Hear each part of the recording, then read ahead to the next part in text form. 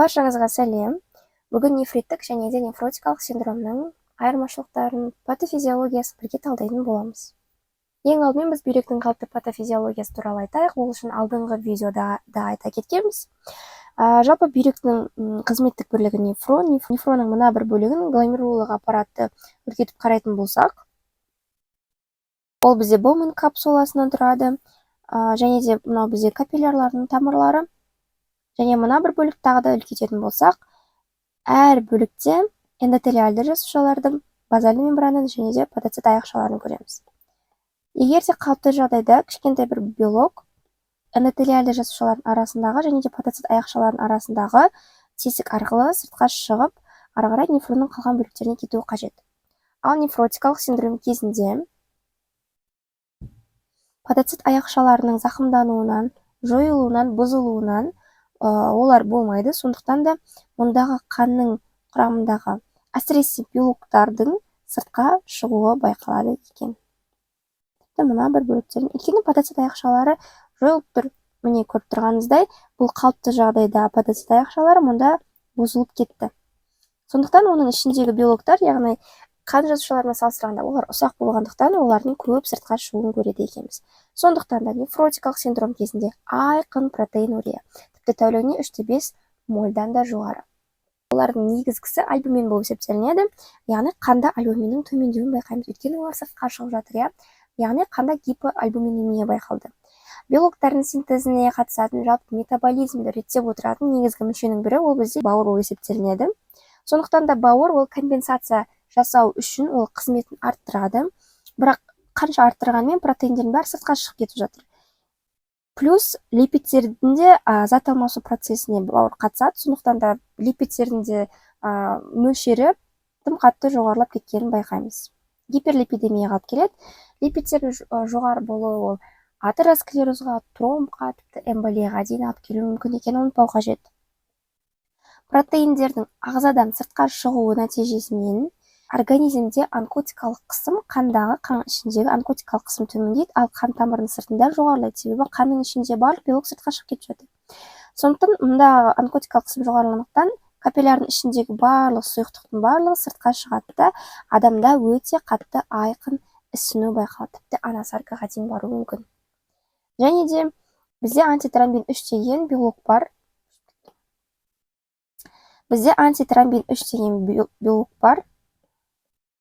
Антитромбин 3.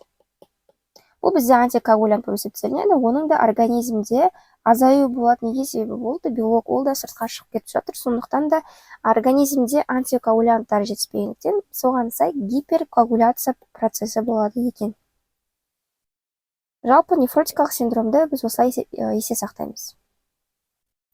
Ал нефриттік синдром, нефрит ол бізде ит деген жұрнақ бар. Ит деген ол қабыну дегенді білдіреді. Гастрит, каймарит, ит ол қабыну дегенді білдіреді. Оның патофизиологиясы да соған сай.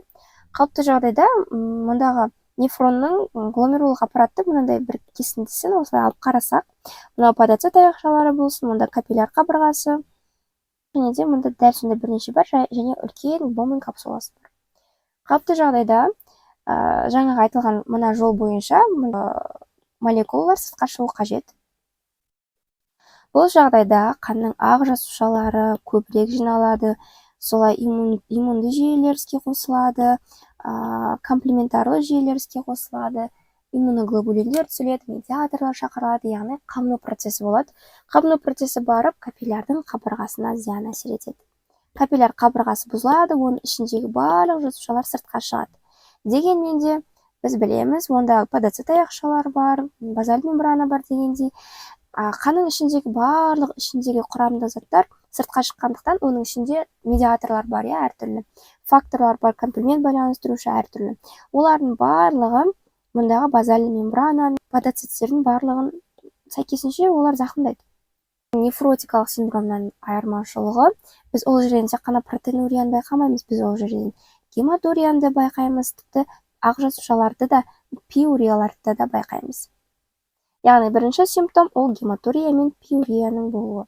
Екінші ол бізде олигоурия және де уремия. Неге? Себебі организмнен бізге қажетті қанның жасушаларының барлығы, белоктардың барлығы шығып жатыр. Организм оның барлығын ұстап қалу керек. Одан бөлек нефронда қабыну процесі жүргендіктен ол жерде СКФ төмендейді, яғни шумақшалық фильтрация төмендейді.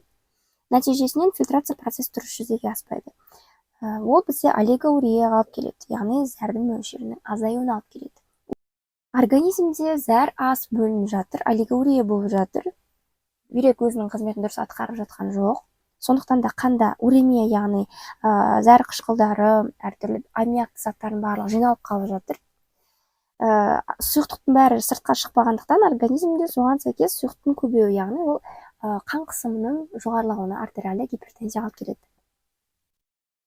Төртінші себеп ол жеңіл ғана ісіну болады. Неге? Себебі протеинурия, гематурия, бүкіл жасушалар сыртқа шығып жатыр, артериалды гипертензия болып жатыр. Бірақ нефротикалық синдромға қарағанда жеңіл болады. Және жаңа айтылған протеинурия 3-5-тен аз болады екен, ал нефротикалықта 3-5-тен көп болды. Сонымен тағы бір қорытындылай келе, нефротикалық синдром кезінде бұл жерде тек парацит аяқшаларының зақымдалуы болғандықтан тек қана протеинуриялың өте қатты жоғарылауын көреді екенбіз. Бірақ әрине аздап гематурияда, пюрияда өте аз мөлшерде болуы мүмкін. Белоктар сыртқа шыққаннан кейін альбумин, гипоальбуминемия және де антитромбин 3 белогының да төмендеуі болады. Бұл антитромбин 3-тің төмендеуі гиперкоагуляцияға алып келеді, белоктардың азаюы ісінуге алып келеді, және де бауыр компенсация процесін іске асырғаннан кейін гиперлипидемияны байқаймыз. Бұл жерден біз зат алмасу процесінің бұзылысын көріп тұрмыз, белоктардың, липидтердің. Соған сәйкес ісінуді көріп тұрмыз. Ал нефриттік синдром кезінде қабыну бар жерде лейкоцитті жасушалар болады, сондықтан пиурияны көреміз. Қан тамыры бұл жерде қабыну болғандықтан капиллярдың қабырғасы зақымдалып, жарылып тұрғандықтан гематурияны көріп тұрмыз, яғни қанның шығуын көріп тұрмыз, қызыл түсті көріп тұрмыз. Оның барлығын организм ұстап қалу үшін олигоурия болады. Олигоурияның себебі онда қабыну нефронның өзінің қызметін дұрыс жұмыс жасамағандықтан СКФ-тің төмендеуі себебінен де болады. Одан кейін ол организмде зәр ұсталып қалғандықтан уремия болады, және де сұйықтық ұстап қалғандықтан гипертензия болады. Плюс жеңіл ғана протеинурия аз мөлшерде болғандықтан жеңіл ғана ісінуді көреді екенбіз. Біз осылай есте сақтай аламыз, яғни нефрит ол қабыну, ал нефротикалық ол белок және ісіну деп.